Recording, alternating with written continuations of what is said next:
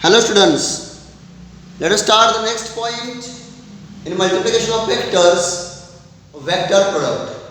In previous lectures we have studied a scalar product of two vectors.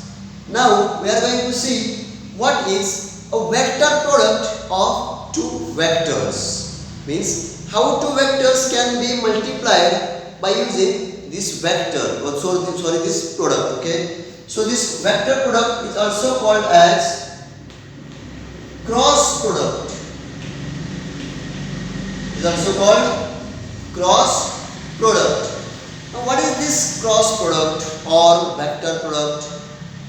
In previous lecture we have studied a scalar product as the product of two vectors. The scalar product of two vectors is given by the product of their magnitudes and cosines of angle between two vectors. It was our scalar product. Now we are going to see what is a vector product. A vector product can be defined as if p bar and q bar are two vectors.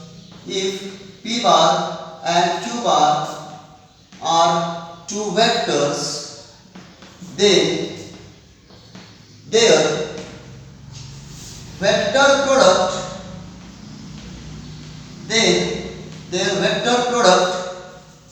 will be the product of their magnitude, and sine of angle between two vectors. In previous lecture we have studied scalar product. There it was cosine. Here it is sine. Means two vectors can be multiplied by using this vector product. How two vectors are multiplied, or a vector product will be the product of their magnitude and sine of angle between these two vectors. I am writing, if p bar and q bar are two vectors, then p bar cross q bar will be pq sine theta, and this is our vector product. Okay, so we got the vector product as p bar cross q bar is equals to pq sine theta. So this is our vector product. Now we have to see what are its characteristics.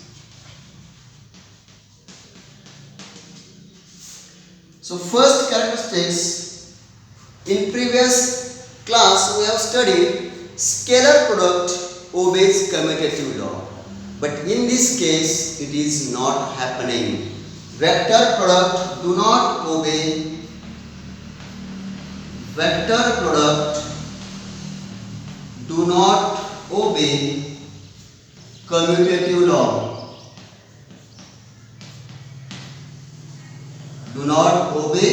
commutative law. That is, p bar cross q bar is not equal to q bar cross p bar.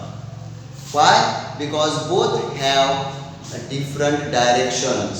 So we can write p bar cross q bar will be minus of q bar cross p bar. But for this case, magnitude obeys commutative law, but not direction, because both have opposite direction. That is, vector product do not obey commutative law. So what about distributive law, students? Second is vector product obeys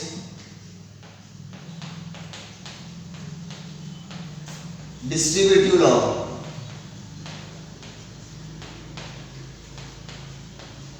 Vector product obeys distributive law. That is, if p bar, q bar and r bar are three vectors, and I am writing P bar cross Q bar plus R bar, then P bar cross Q bar plus P bar cross R bar. So this is how a vector product obeys distributive law. What is the third one? If P bar cross Q bar, or we can say P bar is equals to Q bar, then P bar cross Q bar will be 0. That is, self cross product is 0. In previous class we have studied self dot product is square of its magnitude, but here self cross product is 0. Okay students, so this is our third property. What is fourth property? It is a very important property. Special cases. We have already studied in last lecture special cases. So what are special cases? First one is if P bar and Q bar are parallel vectors.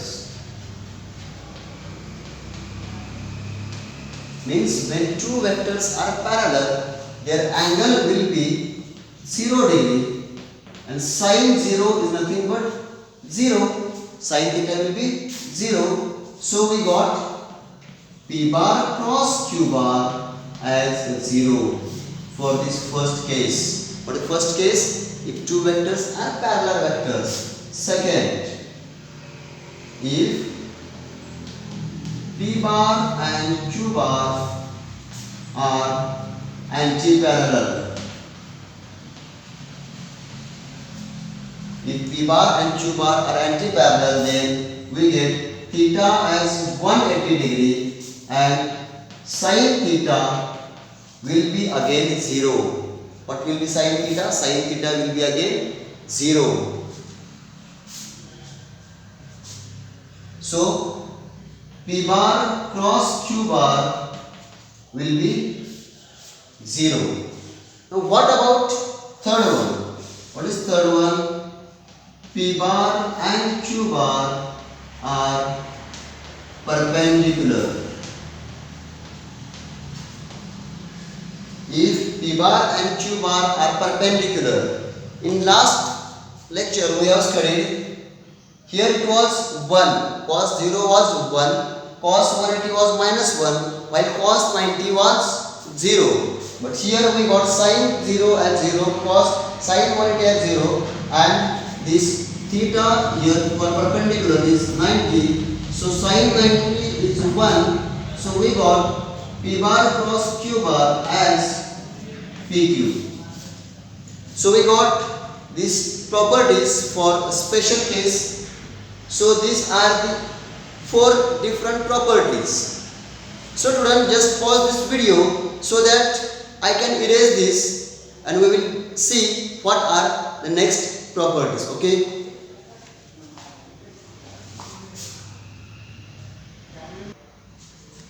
So students, now the next property that we are going to see is regarding the unit vectors. It is our 5th number property.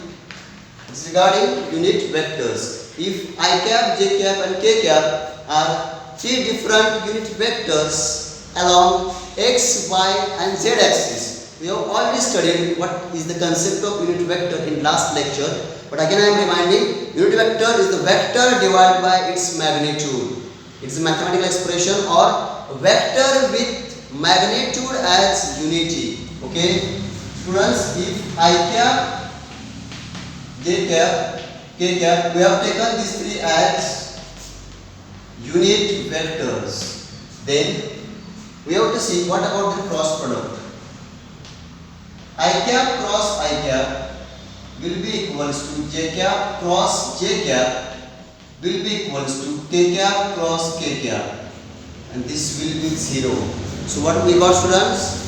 Self cross product is 0, already we have studied. So I cap cross I cap is equals to j cap cross j cap equals to k cap cross k cap, and this will be 0. So students, Next we are going to see I cap cross j cap, j cap cross k cap and k cap cross I cap. Again I am exactly opposing this, making opposite this, I cap cross k cap, j cap cross I cap. Again here k cap cross j cap. Again I cap cross k cap. Okay. Now this is a very important property among all those properties, because it is a very confusing property. So that I am writing very small trick, I cap, j cap and k cap. Now I cap cross j cap, answer will be k cap. I cap cross j cap, answer will be k cap. J cap cross k cap, answer will be I cap. Again k cap cross I cap, we get j cap. Now see student carefully. If we go in clockwise direction, we will get positive answer. Cross product of these two vectors will be definitely third vector, but it is positive. See carefully. If we go clockwise, then we will get a positive answer. If we go anti-clockwise, we will get negative answer. Now let us see. I cap cross j cap, I cap cross j cap, definitely answer is third one, no doubt, but it is a clockwise, so we have taken a positive k cap. Now see here, j cap cross I cap, we are going in negative direction, sorry, in anti-clockwise direction, so answer will be k cap. But not only k cap, as we are going in anti-clockwise direction, it is a minus k cap. So what is the difference? If we are going in a clockwise direction, we will get the third vector with positive sign. If we go in anti-clockwise direction, we will get the answer as third vector with negative sign. So tell me students, what will be k cap cross j cap? K cap cross j cap, it will be I cap, but sign is minus, so minus I cap.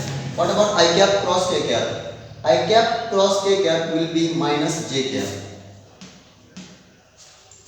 So students, you have to use these 6 properties or 6 formulas very well, and using this 6 formula we have to solve the last property, and it is your homework. It is for your homework.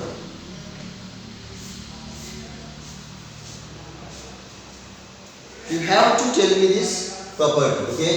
Suppose if P bar is equals to Px I cap plus Py j cap plus Pz k cap.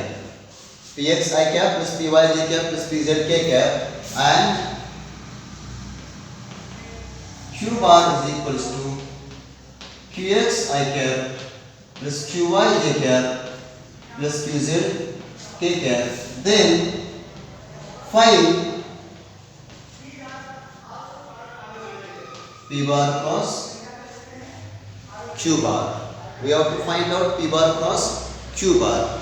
So you have to use these 6 properties as well as these 3 properties also.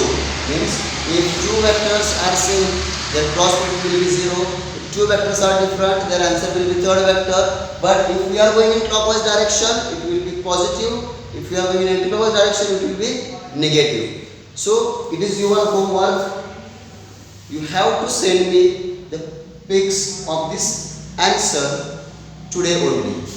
Okay, don't expand it for tomorrow. Today only you have to send me this answer. Okay, so I will tell you whether it is correct or whether it is wrong. Okay, so in this lecture we have studied a vector product and its characteristics. Okay, I hope all of you have understood this vector product very well. Thank you.